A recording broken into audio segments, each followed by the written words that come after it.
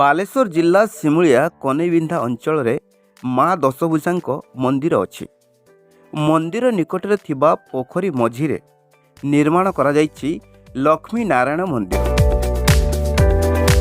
लक्ष्मी नारायण मंदिर को प्रवेश रास्तार डाहाण पार्श्व अच्छी हनुमान मंदिर एवं बाम पार्श्व स्थापित करा जायछि गणेश मूर्ति।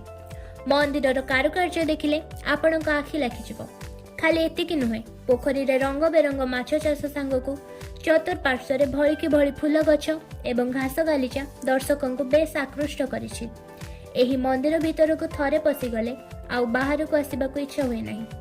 संध्या समय सुंदर लाइट सह भक्त मानक भजन कीर्तन पाई एठारे एक कल्पतरु मठ मध्य निर्माण करा जायछि, जहाँकि आध्यात्मिक भक्तिमय परिवेश सृष्टि करुछि।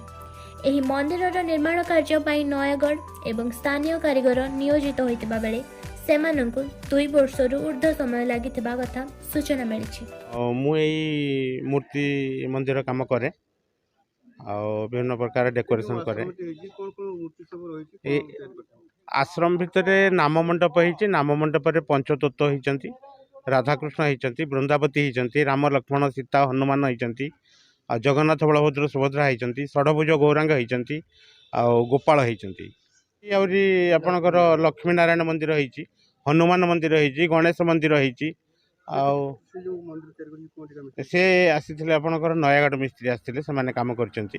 सिमुलिया कनेबिंधा अंचल एभली एक मंदिर निर्माण होइथिबारु भक्त माने बहुत खुशी थिबा बेले एही मंदिर को प्रत्येक दिन बहु दूर दूरांतरु भक्त माने आसी मंदिर चतुर्पार्श्वर परिवेश को देखि खूब आनंदित होइथांती। एठी बहुत सुंदर सुंदर लाइटिंग लगा जाइछि एवं से जो पोखरी मध्य रे होइछि से पोखरी रे बहुत कलरफुल माछ छड़ा जाइछि। एठी चारि पाखर बगीचा करा जाइछि और सुंदर सुंदर फूल गछ लगा जाइछि। एठी मध्य गोटे हनुमान मंदिर होइछि, से भी आसंता 20 रे प्रतिष्ठा हेबो। बहुत भल भाबे काम चलीछि, बहुत भल लागुछि। आम घर भद्रक जिला भद्रक ब्लॉक रंभेला पंचायत रु मु आसती एठिकी आमर से पीसी झील घर को आसती। से कहले जे आमर गोटे मंदिर हो चलो टे बुली आसवा। मुझे एठी देखिली जे सुंदर परिवेश, पोखरी मध्य लक्ष्मीनारायण मंदिर, यातायात पर जो रास्ताटी होइछि सुंदर भाव में होइछि एवं दशभुजा माँ मंदिर रही, हनुमान मंदिर रही, पाखर भी मध्य शिव मंदिर अच्छी। सुंदर परिवेश, फूल गछ चारिपटे रही, पोखरी चारिपटर फूल गछ एवं पोखरी विभिन्न लाइट डेकोरेशन कार्यक्रम भी होइछि। सुंदर लगुच। एक पोखरी भितर मंदिर अच्छी, मंदिर तो खूब सुंदर होइछि।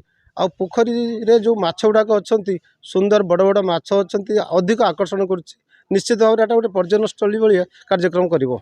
आसंता जनवरी मास 20 तारिख दिन एही मंदिरर प्राण प्रतिष्ठा दिवस महा आडंबर अनुष्ठित हेबाकु थिबा बेले बहु भक्तंक भीड़ देखिबाकु मिलिबो बोली आशा करा जायछि। एही उत्सव 3 दिन धरी पालन करबाकु स्थिर करा जायथिबा बेले समस्त जनसाधारण एही उत्सव रे योगदान करी प्रभुंक कृपा लाभ करबाकु कमिटी पक्षरु अनुरोध करा जायछि।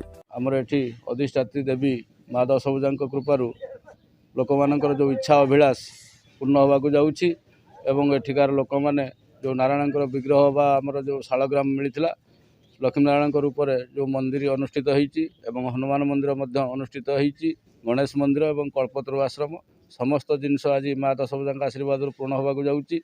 मु सिमुलिया एवं ये अंचल ये अंचल बाहर समस्त लोक मानक अनुरोध करुच्ची एठी जो आमर लक्ष्मीनारायण मंदिर जो प्राण प्रतिष्ठा उत्सव रे जोग दिंतु एवं माँ कृपा लाभ करंतु।